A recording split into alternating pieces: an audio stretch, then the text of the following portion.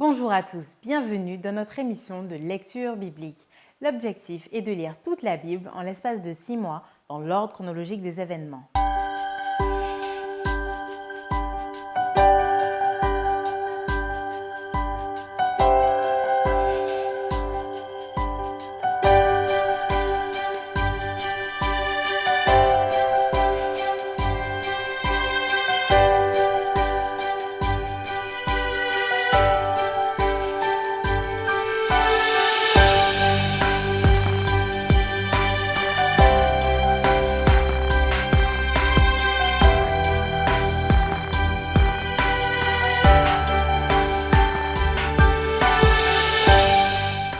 Cette émission vous est proposée par l'Église adventiste du 7e jour d'Évry.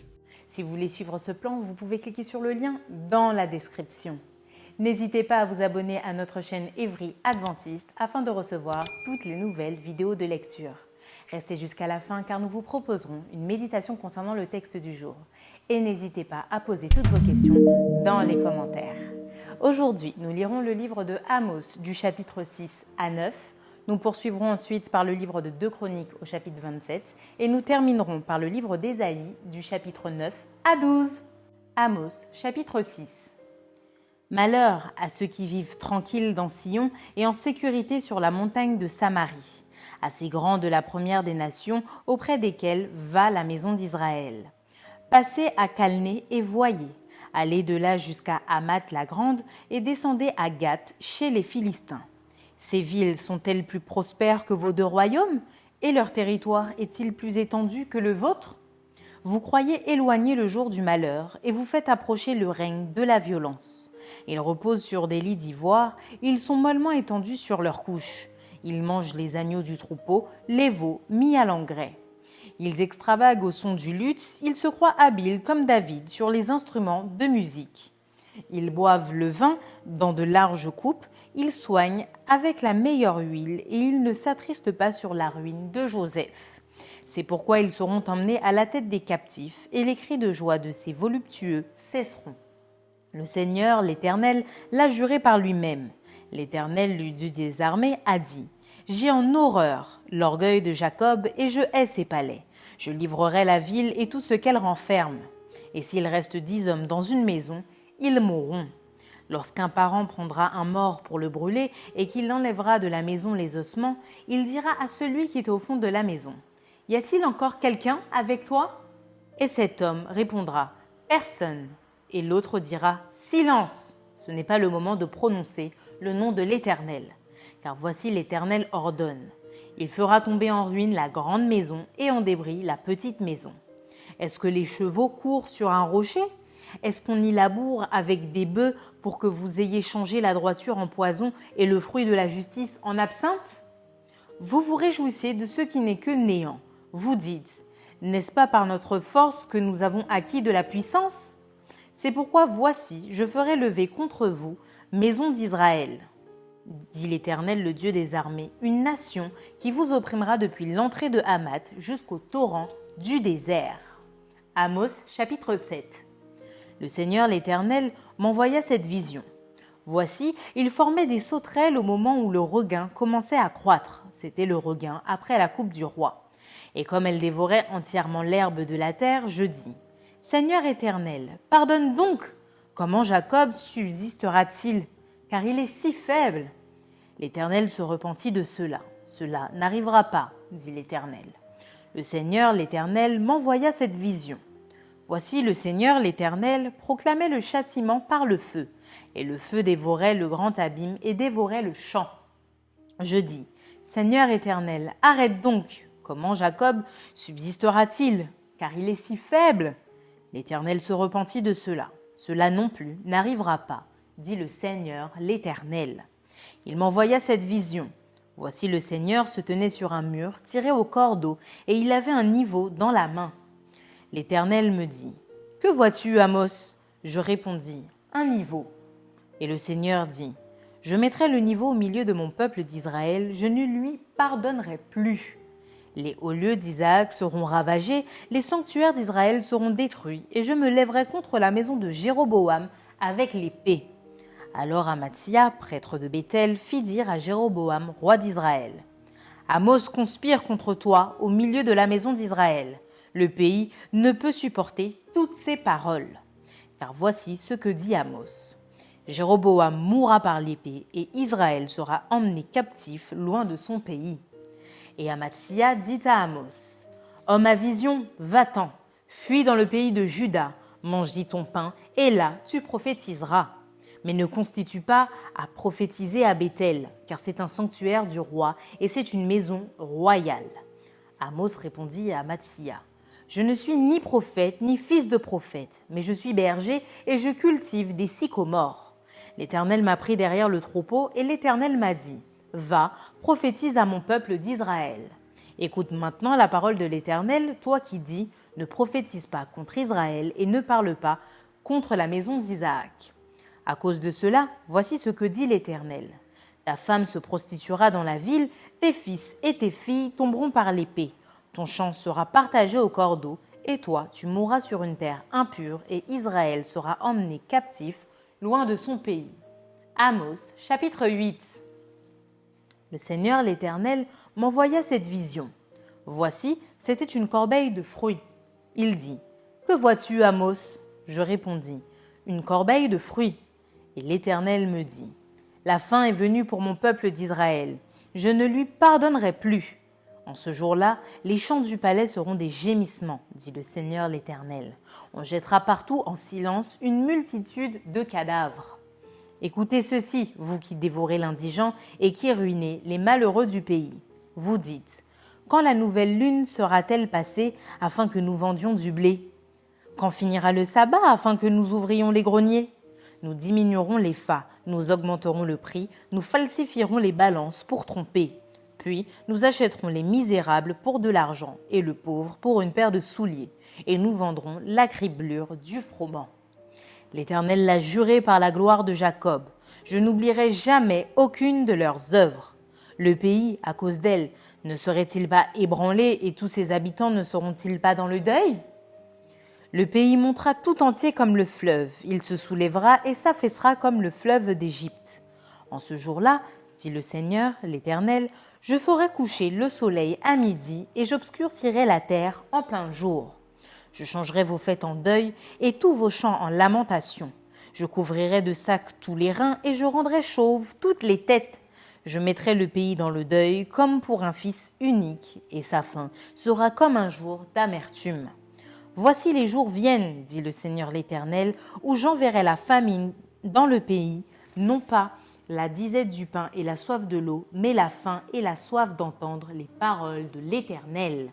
Ils seront alors errants d'une mer à l'autre, du septentrion à l'orient. Ils iront ça et là pour chercher la parole de l'Éternel, et ils ne la trouveront pas. En ce jour, les belles jeunes filles et les jeunes hommes mourront de soif.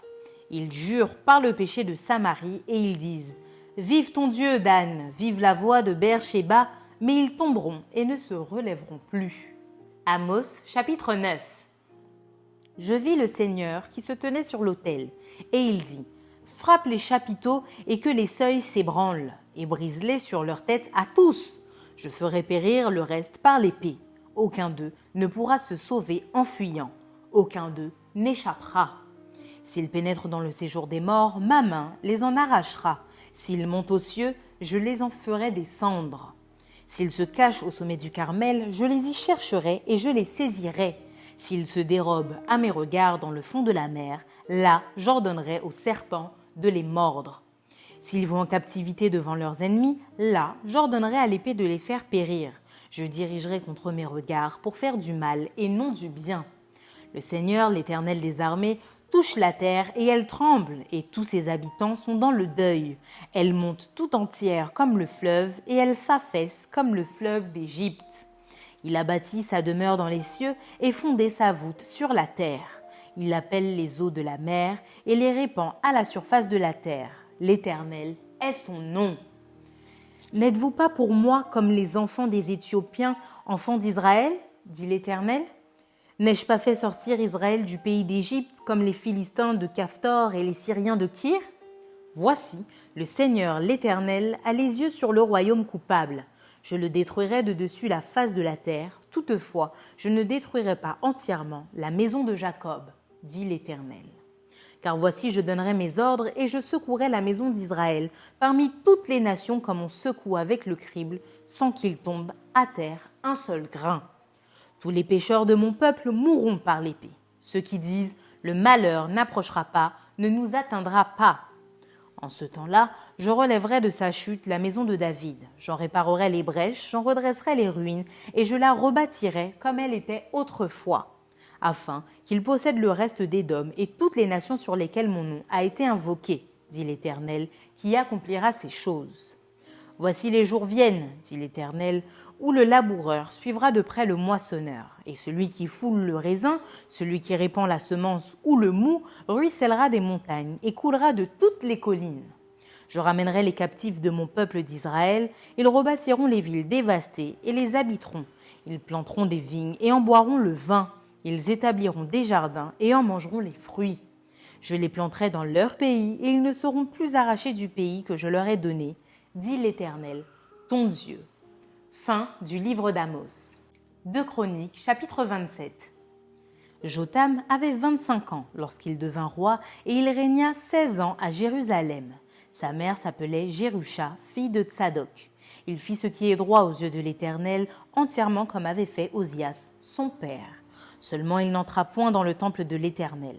Toutefois, le peuple se corrompait encore. Jotham bâtit la porte supérieure de la maison de l'Éternel et il fit beaucoup de constructions sur les murs de la colline. Il bâtit des villes dans la montagne de Juda et des châteaux et des tours dans les bois. Il fut en guerre avec le roi des fils d'Ammon et il l'emporta sur eux.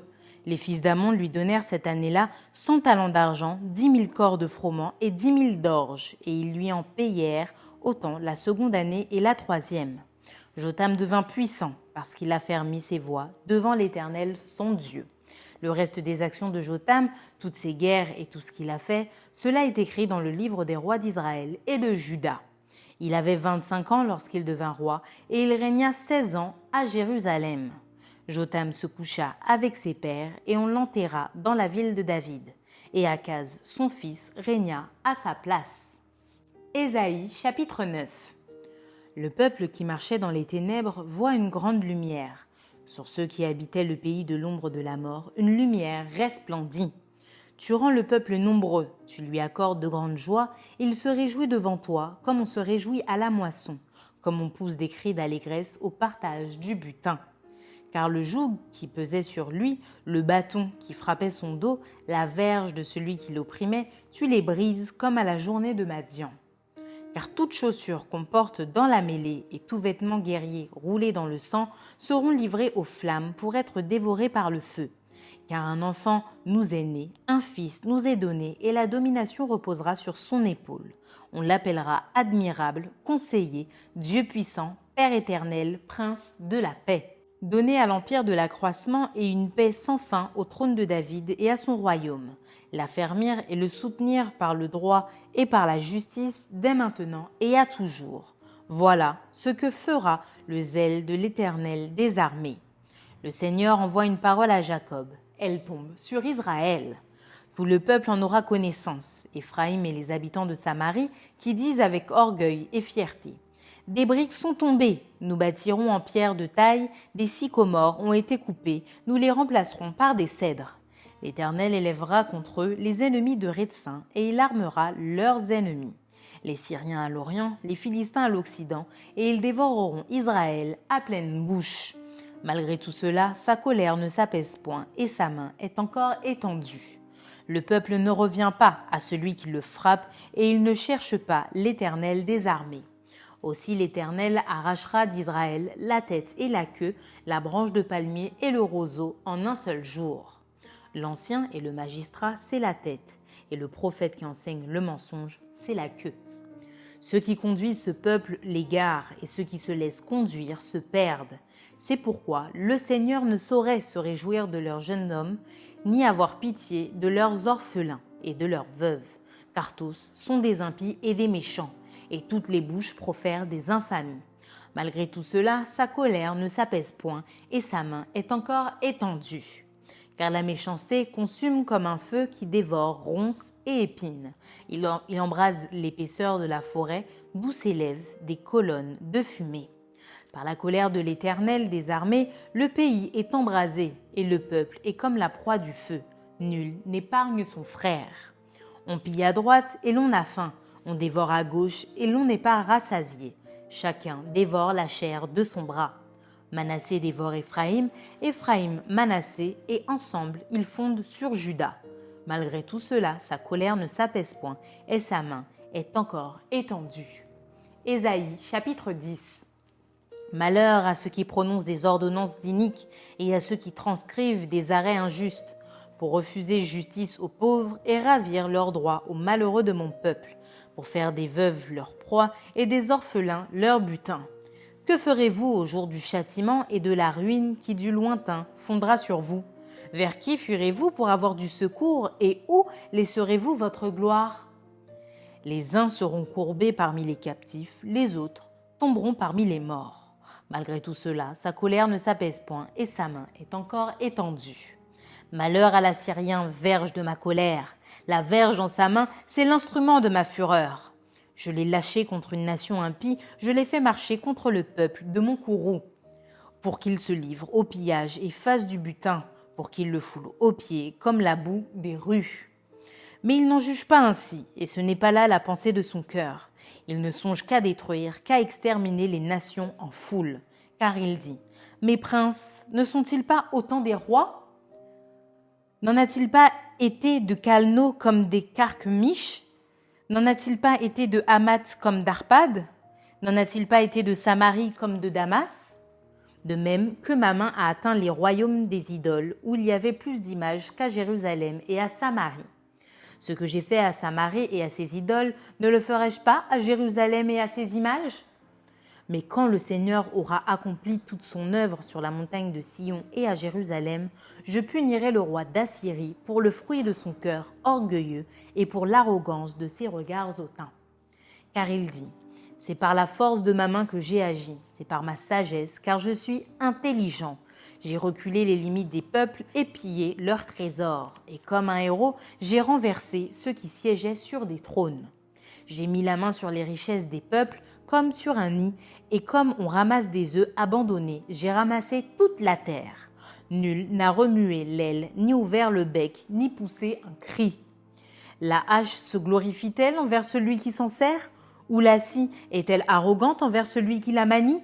Comme si la verge faisait mouvoir celui qui la lève, comme si le bâton soulevait celui qui n'est pas du bois.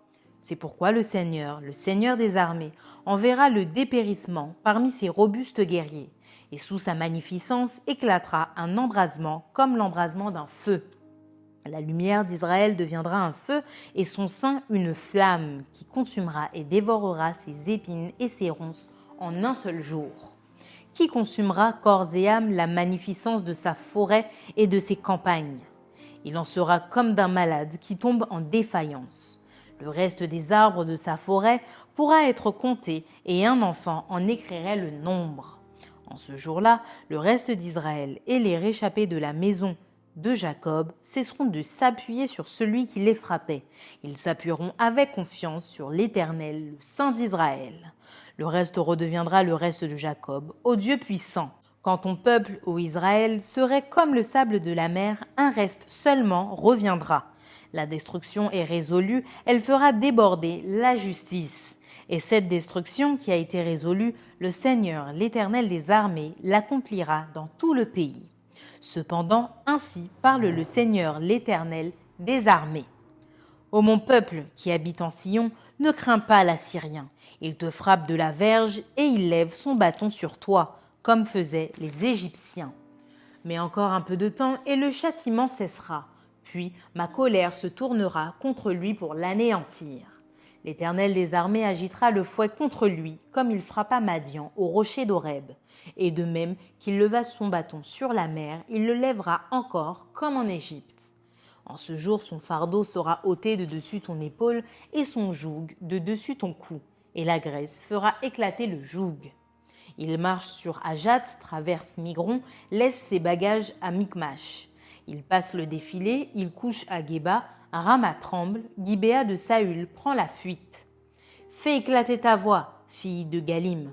Prends garde, Laïs, malheur à toi, Anatoth. Madmena se disperse, les habitants de Gébim sont en fuite. Encore un jour de halte à Nob, et il menace de sa main la montagne de la fille de Sion, la colline de Jérusalem. Voici le Seigneur, l'Éternel des armées, brise les rameaux avec violence. Les plus grands sont coupés, les plus élevés sont abattus. Il renverse avec le fer les taillis de la forêt, et le Liban tombe sous le puissant. Ésaïe, chapitre 11. Puis un rameau sortira du tronc d'Isaïe, et un rejeton naîtra de ses racines. L'Esprit de l'Éternel reposera sur lui. Esprit de sagesse et d'intelligence, esprit de conseil et de force, esprit de connaissance et de crainte de l'Éternel. Il respirera la crainte de l'Éternel, il ne jugera point sur l'apparence, il ne prononcera point sur un ouï-dire. Mais il jugera les pauvres avec équité, et il prononcera avec droiture sur les malheureux de la terre. Il frappera la terre de sa parole comme d'une verge, et du souffle de ses lèvres, il fera mourir le méchant. La justice sera la ceinture de ses flancs, et la fidélité la ceinture de ses reins. Le loup habitera avec l'agneau, et la panthère se couchera avec le chevreau, le veau, le lionceau et le bétail qu'on engraisse. Seront ensemble, et un petit enfant les conduira. La vache et l'ours auront un même pâturage, leurs petits un même gîte, et le lion, comme le bœuf, mangera de la paille. Le nourrisson s'ébattra sur l'antre de la vipère, et l'enfant sevré mettra sa main dans la caverne du basilic. Il ne se fera ni tort ni dommage sur toute ma montagne sainte, car la terre sera remplie de la connaissance de l'Éternel, comme le fond de la mer par les eaux qui le couvrent.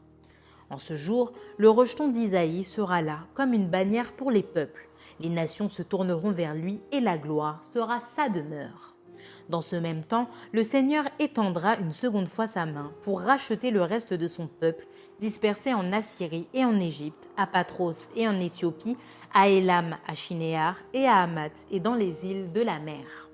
Il élèvera une bannière pour les nations, il rassemblera les exilés d'Israël, et il recueillera les dispersés de Juda, des 4 extrémités de la terre. La jalousie d'Éphraïm disparaîtra, et ses ennemis en Juda seront anéantis. Éphraïm ne sera plus jaloux de Juda, et Juda ne sera plus hostile à Éphraïm. Ils voleront sur l'épaule des Philistins à l'Occident, ils pilleront ensemble les fils de l'Orient. Édom et Moab seront la proie de leurs mains, et les fils d'Ammon leur seront assujettis. L'Éternel desséchera la langue de la mer d'Égypte, et il lèvera sa main sur le fleuve, en soufflant avec violence. Il le partagera en 7 canaux, et on le traversera avec des souliers. Et il y aura une route pour le reste de son peuple, qui sera échappé de l'Assyrie, comme il y en eut pour Israël, le jour où il sortit du pays d'Égypte. Ésaïe, chapitre 12. Tu diras en ce jour-là: Je te loue, ô Éternel, car tu as été irrité contre moi, ta colère s'est apaisée et tu m'as consolé. Voici Dieu et ma délivrance, je serai plein de confiance et je ne craindrai rien, car l'Éternel est ma force et le sujet de mes louanges. C'est lui qui m'a sauvé. Vous puiserez de l'eau avec joie aux sources du salut, et vous direz en ce jour-là: Louez l'Éternel, invoquez son nom, publiez ses œuvres parmi les peuples, rappelez la grandeur de son nom. Célébrez l'Éternel, car il a fait des choses magnifiques, qu'elles soient connues par toute la terre. Pousse des cris de joie et d'allégresse, habitants de Sion, car il est grand au milieu de toi, le Saint d'Israël. Maintenant, place à la méditation.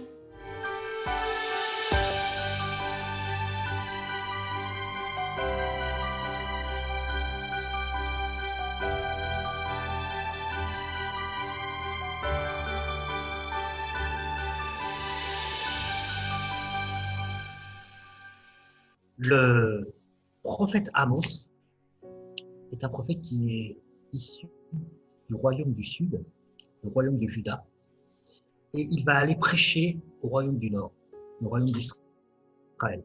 Pour bien comprendre le contexte, il faut se souvenir qu'après Salomon, donc il y avait eu David comme roi, puis après Salomon, et ensuite le royaume de Salomon s'est divisé en 2 royaumes.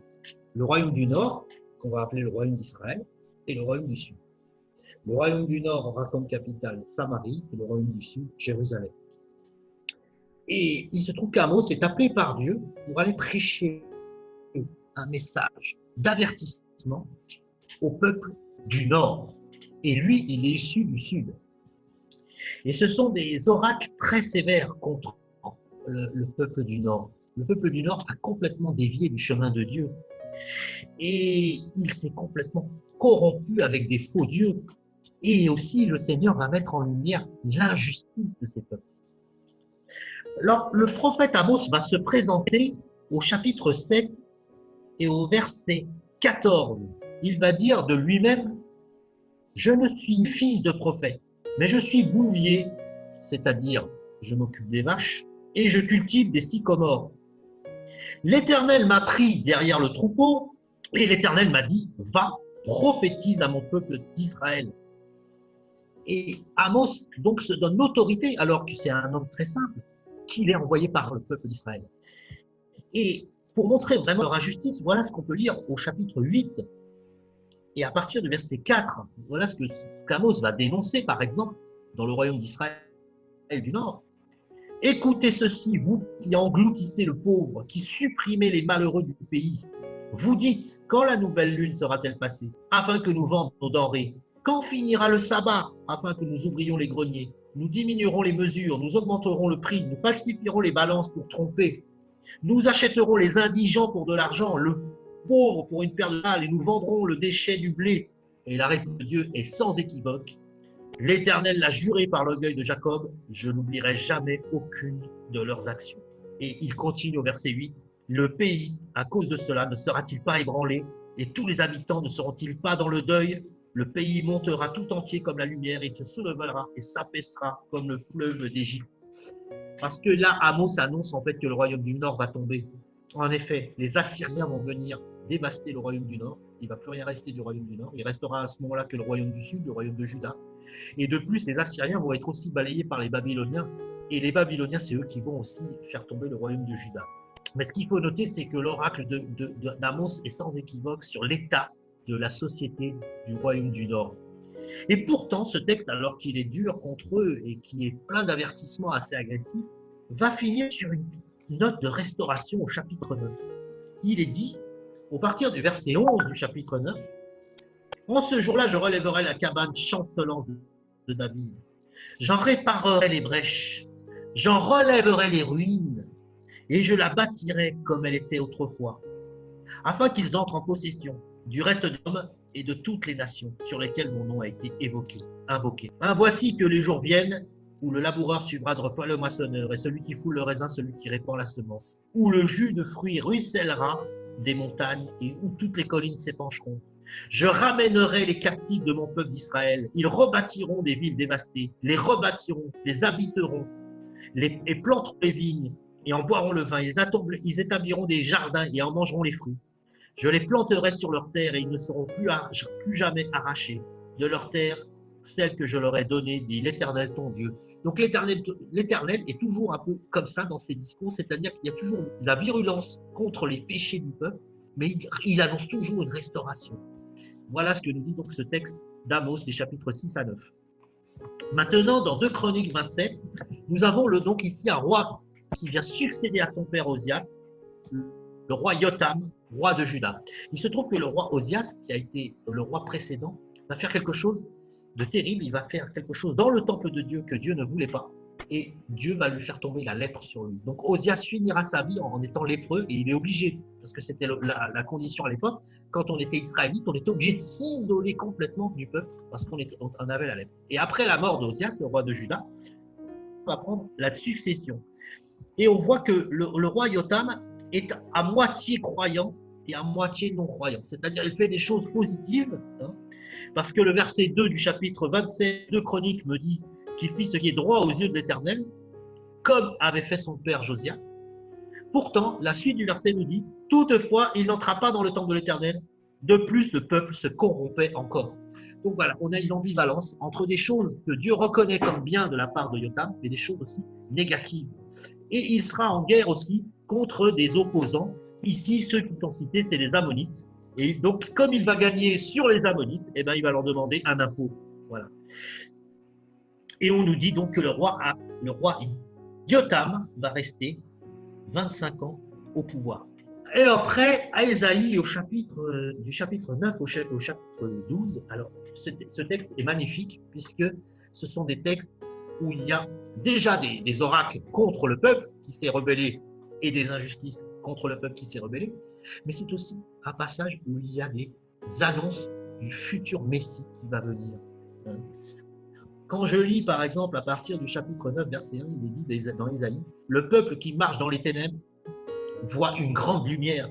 Sur ceux qui habitent le pays de l'ombre de la mort, une lumière resplendit. » Et un peu plus loin, au verset 5, il est dit, « Car un enfant nous est né, un fils nous est donné, et la souveraineté reposera sur son épaule. On l'appellera admirable, conseiller, Dieu tout-puissant, Père éternel, prince de la paix. » C'est pas magnifique ça? Une prophétie sur Christ. Pourtant, quand on va le texte, on voit que le prophète Ésaïe va annoncer donc la chute du royaume d'Israël, celui du Nord. Et donc il va l'exprimer de manière dure, en parlant de malheur, voilà. Voilà, il annonce donc, et moi je trouve que ce Dieu il est quand même sympathique parce qu'il annonce à l'avance que le peuple d'Israël va tomber. Et non seulement le peuple d'Israël va tomber, mais il annonce aussi la chute des Assyriens qui eux-mêmes, ce sont ceux qui vont faire tomber le peuple d'Israël. Et bien les Assyriens non plus ne vont pas gouverner longtemps parce qu'ils vont aussi tomber. Et c'est intéressant de voir qu'il y a aussi la dénonciation des injustices. Voilà ce qu'il dit au chapitre 10, verset 2. Ceux qui transcrivent des arrêts injustes pour tenir les pauvres à l'écart du jugement, dérober leurs droits aux malheureux de mon peuple, pour faire des veuves leur proie et des orphelins leur butin. Que ferez-vous du jour de châtiment et de la tourmente qui arrive du lointain? Vers qui fuirez-vous pour avoir du secours? Où laisserez-vous votre gloire? Donc l'Éternel ici, comme dans le texte d'Amos, met en avant les injustices sociales. Les injustices face faibles. Et on voit que le Seigneur est à côté de cette catégorie de population. Et donc un peu plus loin, donc l'oracle continue pour dénoncer donc les actions d'Israël et aussi des Assyriens. Là, au chapitre 11, voilà ce qui est écrit, à partir du verset 11, verset 1. « Puis un rameau sortira du tronc d'Isaïe et le rejeton de ses racines fructifiera. L'esprit de l'Éternel reposera sur lui, esprit de sagesse et d'intelligence, esprit de conseil et de vaillance, esprit de connaissance et de crainte de l'Éternel. Il respirera dans la crainte de l'Éternel. Il ne jugera pas sur l'apparence, il n'arbitrera pas sur un oui-dire, mais il jugera les pauvres avec justice, avec droiture. Il sera l'arbitre des malheureux de la terre. Il frappera la terre du sceptre de sa parole et du souffle de ses lèvres. Il fera mourir le méchant. La justice sera la ceinture de ses reins et la fidélité la ceinture de ses hanches. » Comme tout à l'heure, quand on l'a lu au chapitre 9, ici, on a une prophétie très claire du Messie qui sera Jésus dans l'histoire.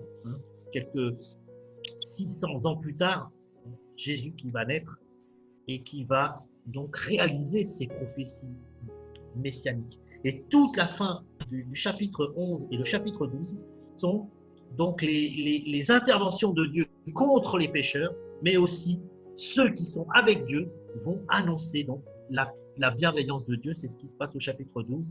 Il est dit au chapitre 12, « Je te célèbre, ô Éternel, car tu as été irrité contre moi, ta colère s'est détournée, tu m'as consolé. Voici le Dieu de mon salut, j'aurai confiance et je n'aurai pas peur, car l'Éternel est ma force et mon chant, il est devenu mon salut. » C'est magnifique d'appartenir à ce Dieu qui annonce que bientôt son Fils viendra dans l'histoire. C'est ce que je souhaite pour chacun de nous, de rencontrer ce Dieu-là. Amen. Merci d'avoir partagé cette lecture avec nous. Je vous donne rendez-vous demain, si Dieu veut, pour un nouvel épisode.